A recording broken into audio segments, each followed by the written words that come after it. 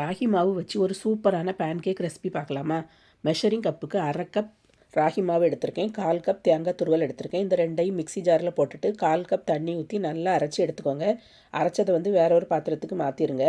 அடுப்பில் ஒரு பேன் வச்சுட்டு அதில் 1/2 கப் வெல்லைப்பொடி, 1/4 கப் தண்ணி ஊற்றி நல்லா மிக்ஸ் பண்ணி விட்ருங்க. இது வெள்ளை பாகாக வரணும்னு வேண்டாம், லேசாக கரைஞ்சி வந்தாலே போதும். வேற ஒரு பாத்திரத்தில் வடிகட்டி தனியாக எடுத்து வச்சுக்கோங்க.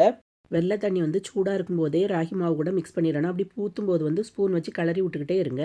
அடுப்பில் ஒரு பேன் வச்சுருக்கேன். அதில் 1 ஸ்பூன் நெய் ஊற்றிட்டு 1/4 கப் தேங்காய் துருவல், கொஞ்சம் முந்திரி பருப்பு, 1 டேபிள் ஸ்பூன் எள்ளு போட்டுட்டு நல்லா கோல்டன் ப்ரௌன் கலரில் வர வறுத்து விட்ருங்க. கோல்டன் ப்ரௌன் கலரில் வந்த பிறகு அதை ராகி மாவு கூட சேர்த்துருங்க. இப்போ ராகி மாவு கூட 1/2 ஸ்பூன் ஏலக்காய் பொடி, 1/4 ஸ்பூன் சோடா போட்டு நல்லா மிக்ஸ் பண்ணி விட்ருங்க.